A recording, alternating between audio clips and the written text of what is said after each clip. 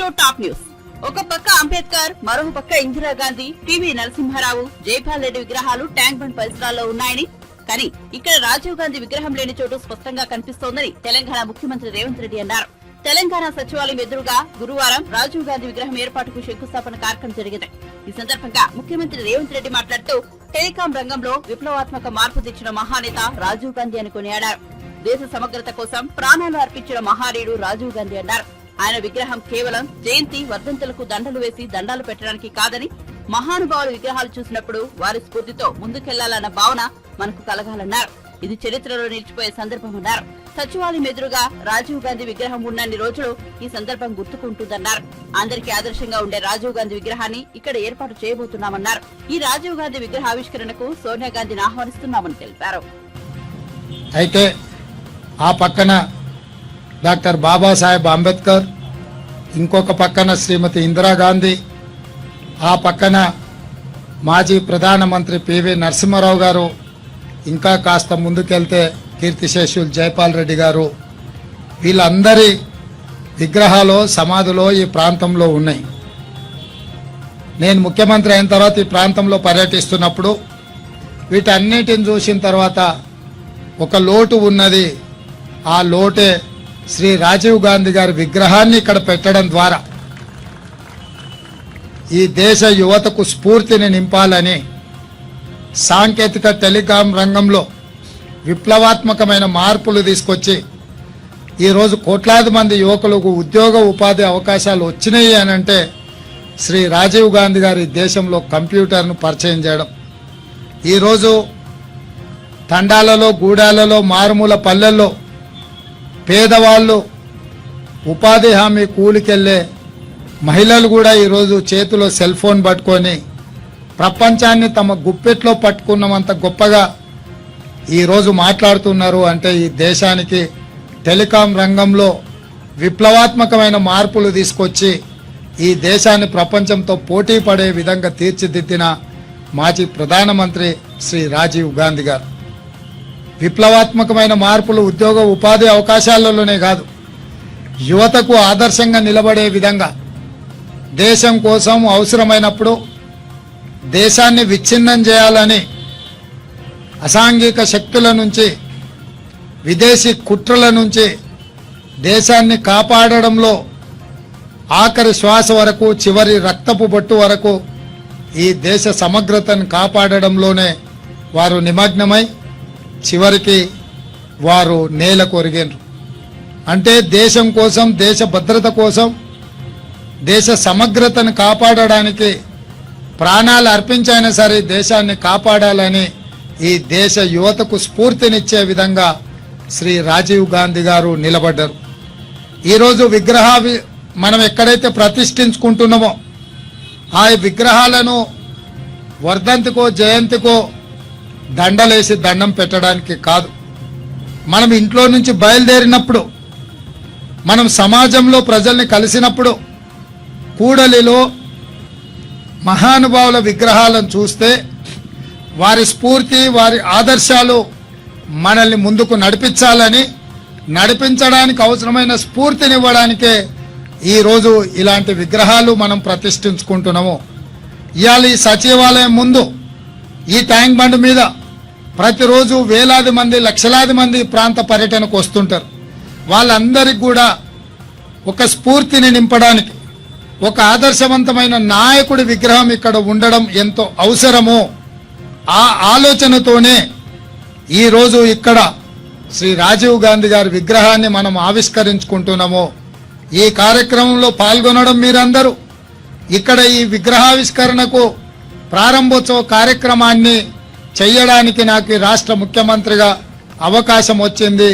ఇది ఎప్పటికీ గుర్తుండిపోయే రోజు. ఎందుకు అనంటే చరిత్రలో చిరస్థాయిగా నిలిచిపోయే ఈ సందర్భము తప్పకుండా నాకు ఎప్పటికీ గుర్తుంటుంది. చరిత్రలో రాజీవ్ గాంధీ గారి విగ్రహం ఇక్కడ ఉన్నంత కాలం, చరిత్రలో వారి కీర్తి, వారి గొప్పతనం చర్చించినంత కాలం తప్పకుండా ఈ సందర్భం కూడా గుర్తుంటుంది.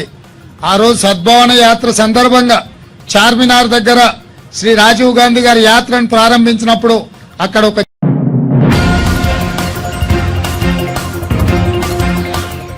బొబ్బిలి శంకరావం సభలో టీడీపీ జాతీయ ప్రధాన కార్యదర్శి నారా లోకేష్ వాడివేడిగా ప్రసంగించారు. ఉద్యమాల గడ్డ ఉత్తరాంధ్ర, పోరాటాల గడ్డ ఉత్తరాంధ్ర, పౌరుషాల పురిటి గడ్డ ఈ బొబ్బిలేని అభివర్ణించారు. శ్రీ పైడితల్లి అమ్మవారుండ పుణ్యభూమి ఈ ఉమ్మడి విజయనగరం జిల్లా. మన్యంపులి, అల్లూరి సీతారామరాజు నడిచిన నేల ఈ విజయనగరం జిల్లా అని కొనియాడారు. ఇంతటి పవిత్ర భూమిపై చరిత్ర ఉన్న గడ్డపై నిలబడి మీ ముందు మాట్లాడడం నా అదృష్టమని నారా లోకేష్ తెలిపారు. తాడేపల్లి కొంపలో మియావ్ అనే పిల్లి ఉందని, మనమంతా గట్టిగా పోరాడితే మియావ్ అనే పిల్లి అక్కడి నుంచి పారిపోతుందని ఎద్దేవా చేశారు. సొంత పార్టీ కార్యకర్తలే మాకొద్దురా బాబు అని చెప్పే పరిస్థితి ఈరోజు. ఈ యాత్ర 2 సినిమా తీసిన ప్రొడ్యూసర్ జగన్ దగ్గరికి మధ్యన వెళ్ళాడంట. వెళ్ళి తమ్ముడు ఒక్క నిమిషం కూర్చోండి, అయిన తర్వాత నేను మాట్లాడి ఒక్క నిమిషం. యాత్ర 2 ప్రొడ్యూసర్ జగన్ దగ్గరికి వెళ్ళి డబ్బులంతా పోయింది, నన్ను మీరు ఆదుకోవాలంటే అప్పుడు జగన్ అన్నాడు, నాకేం సంబంధం, నష్టం వస్తే నీదే బాధ్యత, బయటికి పోని మెడబెట్టి బయటికి ఇంటేసి. అప్పుడు ఆ యాత్ర 2 ప్రొడ్యూసర్ అంతిమ యాత్ర అని ఒక పోస్టర్ తయారు చేశాడు. ఆ పోస్టర్ పట్టుకుని జగన్ చూపించాడు, మీరు మాకు డబ్బులు ఇవ్వబోతే అంతిమ యాత్ర సినిమా నేను తీస్తానని. ఆ ప్రొడ్యూసర్ గారు చెప్తున్నా, మీరు తీయాల్సిన అవసరం లేదు, 2 నెలల్లో జగన్ అంతిమ యాత్ర మొదలవుతుంది.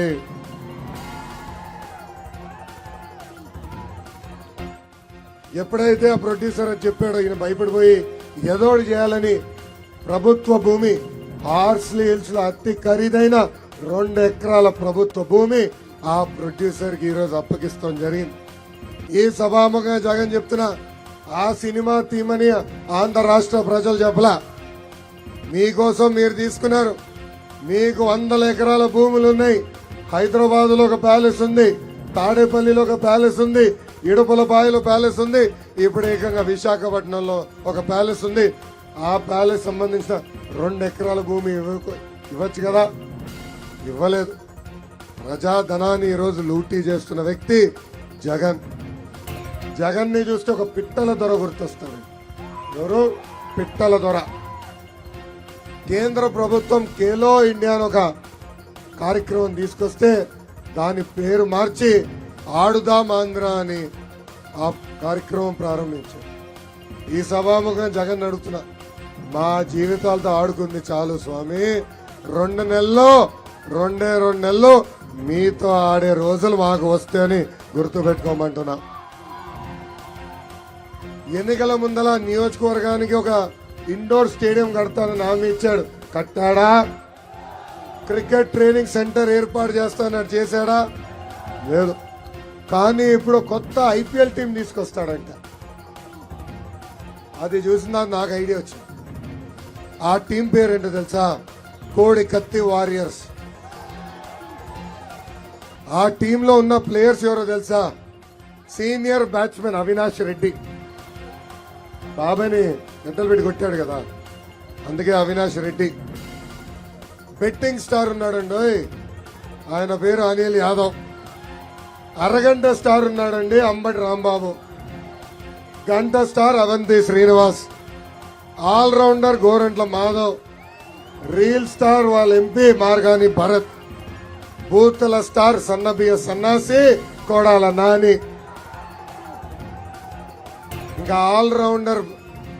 ఇంకా ఆల్రౌండర్ బియ్యపు మధుసూదన్ రెడ్డి.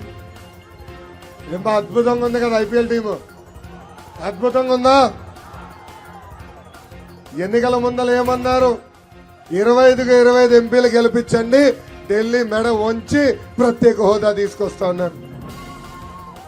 ప్రజలు 22 లోక్సభ ఎంపీలు ఇచ్చారు, 9 రాజ్యసభ ఎంపీలు ఇచ్చారు, అంటే 31 ఎంపీలు ప్రత్యేక హోదా తీసుకొచ్చారా అని ప్రజలందరూ ఒక్కసారి ఆలోచించాల్సిన అవసరం.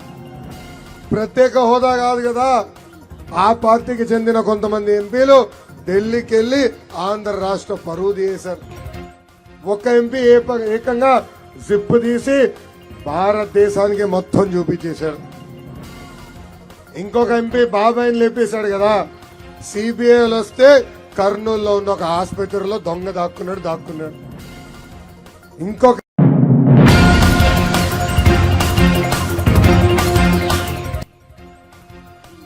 కాళేశ్వరం ప్రాజెక్టు విషయంలో సిబిఐ విచారణ జరిపించాలని గతంలో డిమాండ్ చేసిన నేటి ముఖ్యమంత్రి రేవంత్ రెడ్డి ఇప్పుడు ఆ సిబిఐ విచారణను కాళేశ్వరంలో కలిపేశారని బీజేపీ నేత మురళీధర్ రావు ఎద్దేవా చేశారు. దోపిడీకి సంబంధించిన ఆధారాలు పూర్తిగా తన వద్ద ఉన్నాయని టీపీసీసీ అధ్యక్షుడిగా పలుమార్లు చెప్పిన ముఖ్యమంత్రి ఇప్పుడు నిర్ణయాలు తీసుకునే అధికారాలు ఉన్నప్పటికీ దర్యాప్తు చేయడం లేదని ఆరోపించారు. దొంగలను జైల్లో పెట్టాల్సిన బాధ్యతను ప్రజలు రేవంత్ రెడ్డికి అప్పగించారని, అయినప్పటికీ మేడిగడ్డకు టూరిస్టు బస్సులను తీసుకుని వెళ్లటం ఏమిటి అని ప్రశ్నించారు. పోలీస్ జీపు వెళ్లి గత ప్రభుత్వంలో దోషులను ఎందుకు పట్టుకోవడం లేదని నిలదీశారు. ముఖ్యమంత్రి దృష్టికి మరల్చడం కోసం టైంపాస్ రాజకీయాలు చేస్తున్నారని ఆరోపించారు. బీఆర్ఎస్ కాంగ్రెస్ భాగస్వాములే అన్నారు. తెలంగాణ ఏర్పడుతున్నప్పుడు ఆంధ్రప్రదేశ్ రీఆర్గనైజేషన్ యాక్ట్ 2014 ఏదైతుందో దీనికి రచయితలు ఎవరు, ఇది రచించింది ఎవరు, ఇది నడిపించింది ఎవరు, మీరు గమనిస్తే అందరూ కూడా మాట్లాడుతున్నారు. కాంగ్రెస్ పార్టీ ఆ రోజు కేంద్రంలో ప్రభుత్వంలో ఉంది. కాంగ్రెస్ పార్టీ ఆధ్వర్యంలో మాత్రమే రీఆర్గనైజేషన్ యాక్ట్ నడిచింది.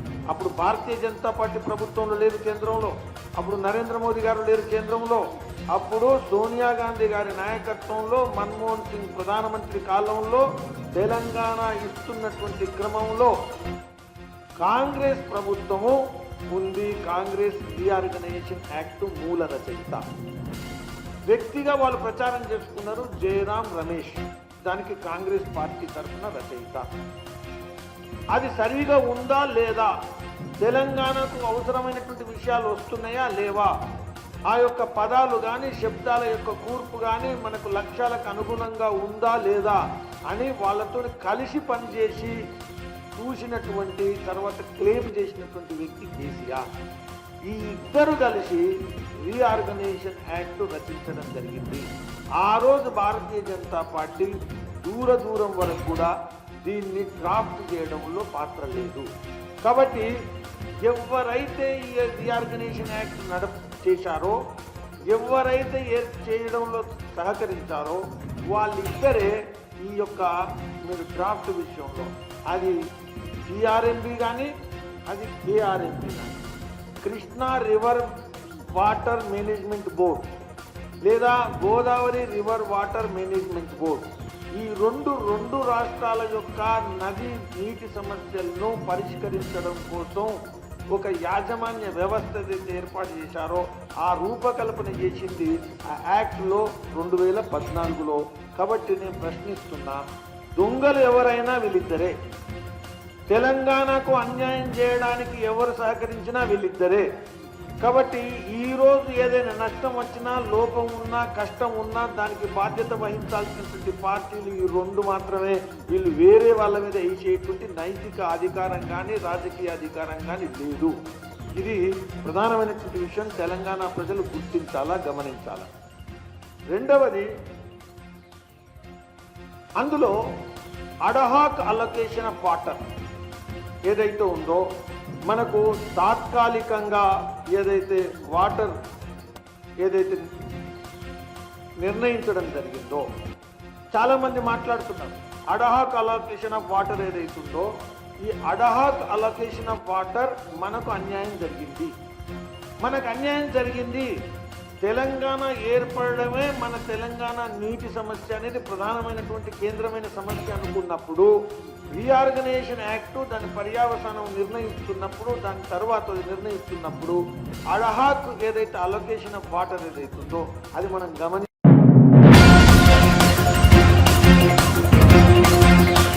మాజీ మంత్రి బీఆర్ఎస్ ఎమ్మెల్యే హరీష్ రావు ఆసక్తికర వ్యాఖ్యలు చేశారు.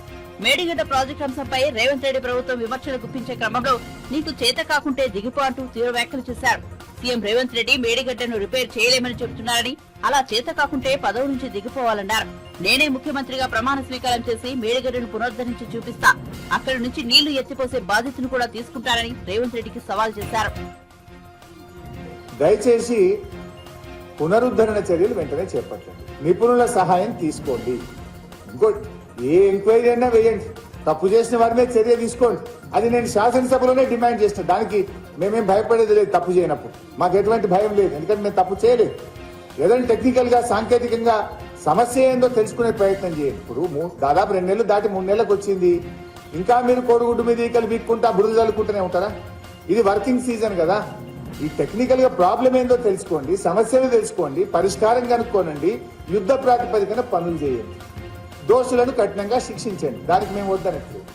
కానీ మీరు ఎంతసేపు ఏం చేయాలో ముందుకు పోకుండా అదేదో సినిమా చూపించినట్టుగా చూపించండి. మరి మొత్తం చూపించండి. రాండి, మల్లన్న సాగ చూపింది, కొండపోచమ్మ చూపింది, రంగనాయక సాగ చూపింది, హల్దీ వాగు చూడండి, కుడవెల్లి వాగు చూడండి, నిండిన చెరువులు చూడండి. అవన్నీ ఎందుకు చూపించరు? మలకపేట ఎందుకు చూపించరు? అంటే మీరు కేవలం ఒక భూతద్దంలో పెట్టి మా మీద బుద్ధ జల్లే ప్రయత్నంలో మీరు ఉన్నారు. కానీ ప్రజలకు వాస్తవాలు తెలుసు. తెలవదా?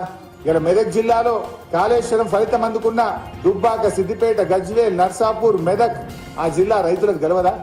సిరిసిల్ల రైతులకు తెలవదా? అదే విధంగా మరి ఆ కోదాడ, సూర్యాపేట, మరి అదే విధంగా తుంగతుర్తి, నర్సంపేట, డోర్నకల్లు, మరి మహబూబాదు, పాలకుర్తి, కేసముద్రం ఆ రైతులకు తెలవదా? గతంలో ఎందుకు రాలే? కాళేశ్వరం వచ్చినాకనే ఎందుకు నీళ్ళు వచ్చినాయో ఆ రైతులను అడిగితే చెప్పరా? సో ఇవన్నీ వాస్తవాలు ప్రజలకు తెలుసు. మీరు అనవసరంగా మా మీద బురద జల్లడం మాని పరిపాలన మీద దృష్టి పెట్టండి. ఇక శాసనసభలో కూడా ఎంతసేపు మాకు మైక్ ఇయ్యరు, మా గొంతు నొక్కే ప్రయత్నం చేస్తారు. మీరు ఇవాళ దయచేసి మీడియా మిత్రులను కూడా కోరుతున్నా, 39 మంది ఉన్న మాకెంత సమయం ఇచ్చారు, మిగతా పార్టీలకు ఎంత సమయం ఇచ్చారో ఒక్కసారి మీరు ఆలోచించండి. తీయండి, సభ రికార్డు చూడండి. ఇవాళ గౌరవనీయులు పెద్దలు శ్రీహరి గారు మాట్లాడితే ఎన్నిసార్లు అడ్డం తలిగారు, ఎన్నిసార్లు ఆయన ఇబ్బంది పెట్టే ప్రయత్నం చేసినారు. మరి ఇతర పార్టీ సభ్యులు మాట్లాడినప్పుడు మీరు ఎంత ఇంటరప్షన్ ఉన్నది, వారికి ఎంత సమయం ఇచ్చారో కూడా ఒకసారి పరిశీలించాలని చెప్పి కూడా నేను జర్నలిస్టులను, మీడియా మిత్రులను, రాష్ట్ర ప్రజల్ని కూడా కోరుతా ఉన్నాను. Thank you.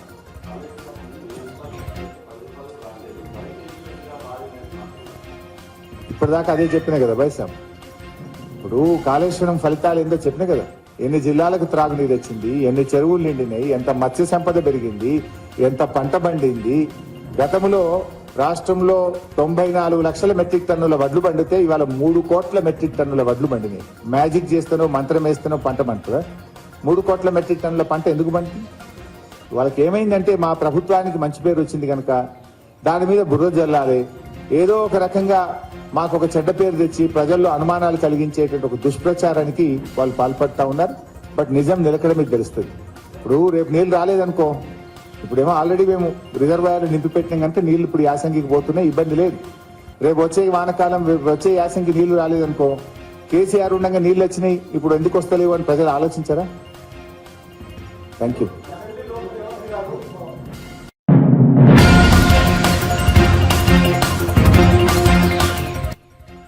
పదేళ్లు ఈ ముఖ్యమంత్రి బాధ్యతలోనే ఉండి ప్రజల కోసం 24 గంటలు పనిచేస్తారని మీరు ఆశీర్వదిస్తేనే మరో 10 ఏళ్లు ఇందిరమ్మ రాజ్యం ఉంటుందని ముఖ్యమంత్రి రేవంత్ రెడ్డి అన్నారు. ఎల్బీ స్టేడియంలో హోంశాఖ ఏర్పాటు చేసిన కార్యక్రమంలో కొత్తగా ఎంపికైన కానిస్టేబుల్ అభ్యర్థులకు నియామక పత్రాలను ఆయన అందించారు. ఈ సందర్భంగా మాట్లాడుతూ నిరుద్యోగులు ఎవరు అధైర్యపడవద్దని, మీ సమస్యలను పరిష్కరిస్తానని హామీ ఇచ్చారు. తెలంగాణ కోసం పోరాడిన యువత ఉద్యోగాలను సాధించడం ఆనందంగా ఉందన్నారు. తాను ముఖ్యమంత్రిగా ప్రమాణం చేసినప్పుడు ఎంతగా సంతోషించారో ఇప్పుడు అంతే ఆనందం వేస్తోందన్నారు. ఆత్మహత్య చేసుకునే పరిస్థితి నుంచి యువతను గట్టెక్కిస్తామన్నారు. మీకు ప్రభుత్వ ఉద్యోగం వస్తే మీ భవిష్యత్తు బంగారు బాటలు పడుతుందని, తద్వారా తమ కష్టాలు, తమ కలలు నెరవేరుతాయని మీ తల్లిదండ్రులు కలలు కంటున్నారు. 2014లో తెలంగాణ రాష్ట్రం వచ్చిన తర్వాత లక్షలాది మంది నిరుద్యోగ యువకులు తమ బాధలు తీరుతాయని, తమ కలలు నెరవేరుతాయని ఎదురు చూసింది. కానీ ఆనాటి పాలకులు నిరుద్యోగ యువకుల యొక్క సమస్యలను పరిష్కరించాల్సింది పక్కన పెట్టి తమ కుటుంబం కోసం, తమ పదవుల కోసం, తమ సంపాదన కోసం తాపత్రయపడ్డారు తప్ప మీ సమస్యల్ని పరిష్కరించాలని ఆలోచన చేయలే. అందుకే ఆనాటి నుంచి ఈనాటి వరకు 9.5 సంవత్సరాలు ప్రభుత్వ ఉద్యోగ ఖాళీలను భర్తీ చేయాలన్న ఆలోచన కానీ ఆ దిశగా ప్రయత్నం చేసిన పాపాన పోలే. అందుకే మేము బాధ్యత తీసుకున్న ఎంబడే శాఖల వారీగా సమీక్షించి వివిధ న్యాయస్థానాలలో ఉన్న కేసులను అన్నిటిని పరిశీలించి ఆ కేసులన్నిటిని కూడా పరిష్కరించి కొంతమంది ఆవేదనతో లేదా కొంతమంది తమ అవగాహన ఆలోచనలతో న్యాయస్థానాల తలుపు తట్టినప్పుడు వాళ్ళకు ఒక నమ్మకాన్ని విశ్వాసాన్ని కల్పించి న్యాయస్థానాలలో మీ తరఫున కొట్లాడాల్సిన ప్రభుత్వాలు నిర్లక్ష్యం వహించడం వల్ల దాదాపుగా ఏప్రిల్ 2022లో మీ నోటిఫికేషన్ వస్తే దాదాపుగా 22 నెలలు మీ ఉద్యోగ నియామకాలు చేపట్టలేదు. అందుకే నేను అధికారులతో సమీక్షించి న్యాయపరమైన చిక్కులను తొలగించి ఈరోజు 13,445 ఉద్యోగాల ఖాళీలను భర్తీ చెయ్యాలి. మా తమ్ముళ్ళు మా చెల్లెళ్ళ గుండెల్లో ఆనందం పొంగాలి, మీ కళ్ళల్లో వెలుగులు చూడాలి అని చెప్పి ఈరోజు ఈ కార్యక్రమాన్ని చేపట్టడం జరిగింది. అందుకే మిత్రులారా, ఈరోజు మీకు ఈ వేదిక మీద నుంచి మీ అన్నగా, మీ రేవంత్ అన్నగా నేను అండగా ఉంటా. మీరెవరు అధైర్యపడకండి. మీ సమస్యల్ని పరిష్కరించే బాధ్యత మా ప్రభుత్వం తీసుకుంటుంది. ఎందుకంటే ఈ ప్రభుత్వం మీది, ఈ ప్రభుత్వం పేదలది, ఈ ప్రభుత్వం ప్రజా ప్రభుత్వం, ప్రజల కోసమే పనిచేస్తుంది, ప్రజా సమస్యల్ని పరిష్కరిస్తుంది. అందుకే ఈరోజు రాష్ట్రంలో ఉన్న లక్షలాది మంది నిరుద్యోగ యువకులకు ఈ వేదిక మీద నుంచి పిలుపునిస్తున్నా. ఆనాటి ప్రభుత్వం చిక్కుముళ్ళు వేస్తే ఒక్కొక్క చిక్కుముడిని విప్పుకుంటూ సమస్యల్ని పరిష్కరించుకుంటూ స్టాఫ్ నర్సుల ఉద్యోగాలు మన ఆడబిడ్డలు మన చెల్లెలకు 6,956 ఉద్యోగ నియామక పత్రాలు ఇదే ఎల్పీ స్టేడియంలో అధికారికంగా వాళ్ళకు అందించడం.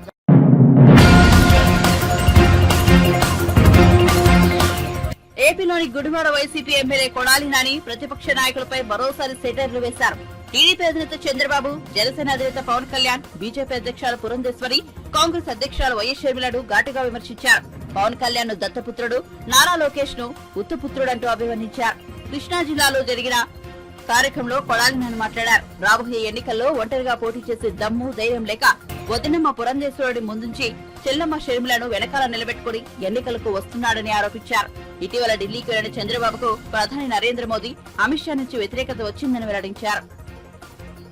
ప్రతి నిమిషము కూడా మీకోసం తప్పిస్తుంటే నా ఎస్సీలు, నా ఎస్టీలు, నా బీసీలు, నా మైనార్టీలు, నా అగ్రకులాల్లో ఉన్నటువంటి పేదలు అని చెప్పి ధైర్యంగా దమ్ముగా చెప్పగలిగినటువంటి వ్యక్తి ఎవడన్నా ఉన్నాడు ఈ రాష్ట్రంలో, ఈ దేశంలో? జగన్మోహన్ రెడ్డి గారు తప్పించి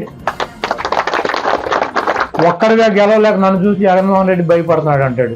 సరే రారా బాబు అంటే పక్కన దత్తపుత్రుడు ఉన్నాడో లేడో చూసుకుంటాడు. సరే ఉన్నాడు వెళ్దాం రమ్మంటే ఈ పక్కన ఉత్తపుత్రుడు ఉన్నాడా లేడా అని మళ్ళీ ఈయన చూసుకుంటాడు. సరే ఈడు ఉంటే వదినమ్మ బీజేపీలో ఉంది కదా, వదినమ్మ మన ఢిల్లీ వెళ్ళి వచ్చాడు, వదినమ్మ ముందు ఉండాలి. సరే వీళ్ళు ఉన్నారు సరే అంటే మళ్ళీ ఇప్పుడు కొత్తగా కాంగ్రెస్ చెల్లెమ్మని తెచ్చుకున్నాడు, వెనకాల పెట్టుకున్నాడు. ముందేమో బీజేపీ వదినమ్మ, వెనకాలేమో కాంగ్రెస్ చెల్లెమ్మ, ఈ పక్కనేమో ఉత్తపుత్రుడు, ఆ పక్కనేమో దత్తపుత్రుడు. సరే బయలుదేరరా వెళ్దామంటే వెళ్ళి హైదరాబాద్లో కూర్చున్నాడు. ఇంకా ఎన్నికలు 15 రోజులు ఉంటాయి. ఢిల్లీ వెళ్ళి వచ్చాడు. అమిత్ షా ఏం చెప్పాడు? నువ్వు బాధ్యత తీసుకుని మాకు 150 సీట్లు ఇమ్మని చెప్పినట్టున్నాడు. వాళ్ళ మబ్బులో పెడదామని వెళ్ళాడు. అంతకుముందు అంటే మా అద్వానీ గారు, వాజ్పేయి గారు ఉండేవాడు. ఈయనేం చెబితే ఈ కథలన్నీ ఈనేవారు వాళ్ళిద్దరూ. ఇక పెద్ద తురుము తోపు అని. ఇక అమిత్ షా, మోడీ వాళ్ళు ఏమింటారు, గబుక్కుని రమ్మని కానీ వెళ్ళారు. అదే చెప్పినట్టున్నారు, 150 సీట్లు మేము పోటీ చేస్తాం అసెంబ్లీలు, ఒక 20 ఎంపీలు మేము చేస్తాం, ఒక 5 ఎంపీలు 40 సీట్లు చేసుకోమని చెప్పినట్టున్నారు. అసలు పిల్లలకు ఇప్పుడు కాదంటే ఒక ప్రాబ్లం, అవునంటే ఒక ప్రాబ్లం. ఆయన అయిపోయాడు. హైదరాబాద్ నుంచి రాట్లా 7 రోజులు 8 రోజులు ఢిల్లీ వెళ్ళి వచ్చి మంచం మీద పడినట్టు ఉన్నాడు వాళ్ళ దెబ్బకే. ఇప్పుడు కాదని చెప్పలేడు, అవునని చెప్పలేడు. ముందుకు పోయి వెనక నువ్వు కాదని చెప్పి ముందుకు వెళ్తే భయంకరమైన దాడి ఉంటుంది, అవునని చెప్తే ఇది తోక పార్టీ అవుతుంది, 40 సీట్లు తీసుకోవాలి. ఇప్పుడు ఏం చేయాలి? ఆయనేమో పవన్ కళ్యాణ్ గారు నిన్న ఎక్కడో భీమవరం అక్కడెక్కడ తిరుగుతాడు అన్నారు. ఆయన విజయవాడ నుంచి వెళ్తాకి భీమవరం వెళ్తాకి హెలికాప్టర్ మాట్లాడుకున్నాడంట. దాంట్లో ఎక్కడ స్కూల్ కాలేజీ, విష్ణు కాలేజీ అని దాంట్లో బిల్డింగ్ల మధ్యలో దిగిపోతాడంట హెలికాప్టర్ వేసుకుని. వాళ్ళు ఆర్ఎన్బి వాళ్ళు ఫైర్ వాళ్ళు వెళ్ళి అరే బాబు ఇదేవి రెక్క వెళ్ళి దీనికి అంత తగిలిందంటే ఏదో ఒకటి ప్రమాదం వస్తుంది, మళ్ళీ తర్వాత ప్రభుత్వానికి ఇబ్బంది అవుతుంది, మేము ఏదో చేసామంటారు, కాబట్టి ఇక్కడ కాదు, నువ్వు ఊరు బయట ఎక్కడన్నా దిగి ఊళ్ళోకి రమ్మని చెప్తే కాదు నాకు ఇక్కడే కావాలి, లేకపోతే నేను వెళ్ళను, ఆయన మంగళగిరిలో కూర్చున్నాడు. ఎందుకంటే మీడియా వాళ్ళు అడుగుతారు కదా, ఈయన జనంలోకి వెళ్తే అడుగుతారు మనం ఎన్ని సీట్లు పోటీ చేస్తున్నాం, మనం ఏ సీట్లు పోటీ చేస్తున్నాం, కార్యకర్తలు నాయకులు అడుగుతారు. ఈయన వాళ్ళకి సమాధానం చెప్పలేడు, వీళ్ళు సమాధానం చెప్పాలని ఢిల్లీ వాళ్ళు చెప్పాలి, ఈయన ఎన్ని చేస్తున్నాడు, ఆయన ఎన్ని చేస్తున్నాడు, వాళ్ళు వీళ్ళకి ఎన్ని ఇస్తున్నారని. కాబట్టి ఇవన్నీ తప్పించుకోవడానికి నిన్నటి నుంచి చూస్తున్నా. పవన్ కళ్యాణ్ గారు అంటే విమానం హెలికాప్టర్ అక్కడ దిగలేదు, విజయవాడ నుంచి భీమవరం వెళ్తాకి ఎంతసేపు పడుతుంది, 1.5 కార్లు వెళ్ళిపోవచ్చు. ఆయన మంగళగిరి నుంచి భీమవరం 1.5 కార్లు వెళ్ళిపోవచ్చు. హెలికాప్టర్ ల్యాండ్ అవుతుంది ఏళ్ళ రేపు భీమవరంలో పోటీ చేసి పద్దాకి భీమవరం వెళ్ళాలంటే ఈయనకి హెలికాప్టర్ ల్యాండింగ్ అయితేనే భీమవరం వెళ్తాడు ఎమ్మెల్యే గారు. కాబట్టి భీమవరం ప్రజలు కూడా ఆలోచించుకోవాలి. హెలికాప్టర్ లేకపోతే మీ ఎమ్మెల్యే గారు అక్కడికి వచ్చేటువంటి పరిస్థితులు, కనీసం ఊరు బయట కూడా దిగడంటే ఊళ్ళోనే బిల్డింగ్ల మీద దిగుతానని చెబుతున్నాడు. కాబట్టి అక్కడ ప్రజలు ఆలోచించుకుంటారు. ఇటువంటి కుట్రలో కుతంత్రాలు బీజేపీ వదినమ్మ, కాంగ్రెస్ చెల్లెమ్మ, ఉత్తపుత్రుడు, దత్తపుత్రుడు, ఒట్టిపోయిన గీతలాగా ఈయన అందరూ కలిసి జగన్మోహన్ రెడ్డి గారి మీద యుద్ధం చేసి ఓడించాలని చెప్పి ప్రయత్నం చేస్తున్నారు. జగన్మోహన్ రెడ్డి గారు ఒకటే చెబుతున్నాడు, పైన ఉన్నటువంటి దేవుడు ఆశీస్సులు, ఇక్కడ ఉన్నటువంటి ప్రజల ఆశీస్సులు, నేను పేద ప్రజలకి మంచి చేశానన్నటువంటి భావిస్తే, మీ కుటుంబాలకి మంచి జరుగుతుందని భావిస్తే నాకు ఓటేయండి, లేకపోతే నాకు వేయొద్దని చెప్పి దమ్ముగా ధైర్యంగా ప్రజలను నమ్ముకుని దేవుని నమ్ముకుని వచ్చేటువంటి వ్యక్తి జగన్మోహన్.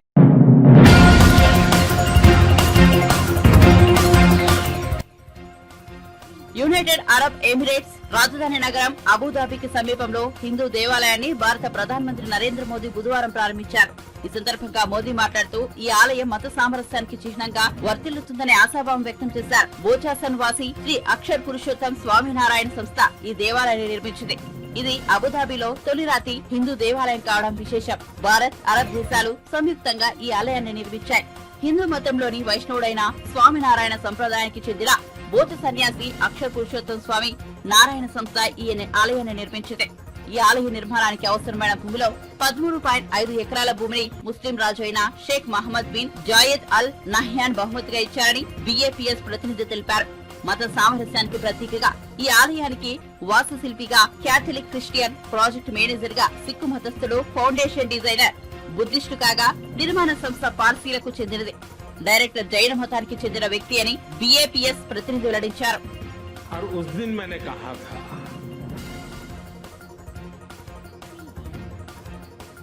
कि गुरु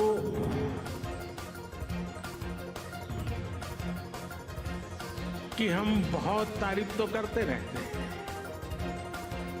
लेकिन कभी सोचा है कि किसी गुरु ने कहा कि यमुना के तट पर अपना भी कोई स्थान हो और शिष्य रूपी प्रमुख स्वामी महाराज ने अपने गुरु की उस इच्छा को परिपूर्ण कर दिया था।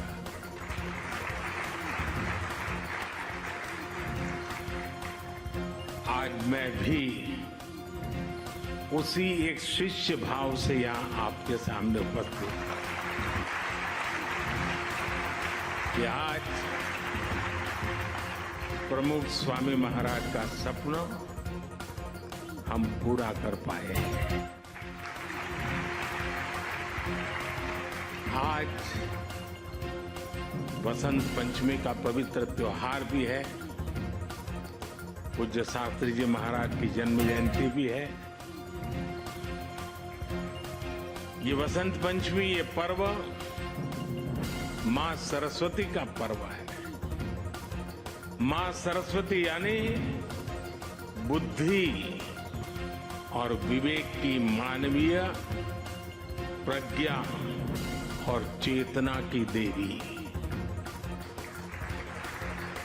ये मानवीय प्रज्ञा ही है जिसने हमें सहयोग, सामंजस्य, समन्वय और सौहार्द जैसे आदर्शों को जीवन में उतारने की समझ दी है।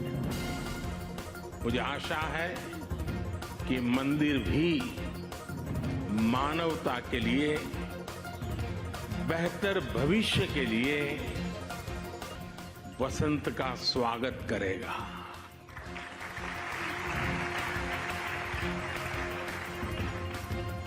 ये मंदिर पूरी दुनिया के लिए सांप्रदायिक सौहार्द और वैश्विक एकता का प्रतीक बनेगा। भाइयों और बहनों, यूएई के minister of tolerance his excellency Sheikh Nahyan Al Mubarak यहां विशेष तौर पर उपस्थित है और उन्होंने भाव भी जो व्यक्त किए, जो बातें हमारे सामने रखी, वो हमारे उन सपनों को मजबूत करने का उनके शब्दों में उन्होंने वर्णन किया है। मैं उनका आभारी हूं। साथियों, इस मंदिर के निर्माण में यूएई की सरकार की जो भूमिका रही, उसकी जितनी तारीफ की जाए उतनी कम है।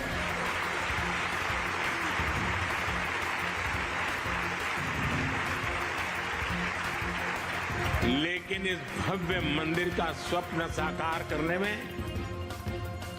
अगर सबसे बड़ा सहयोग किसी का है तो मेरे brother his highness Sheikh Mohammed bin Zayed का है।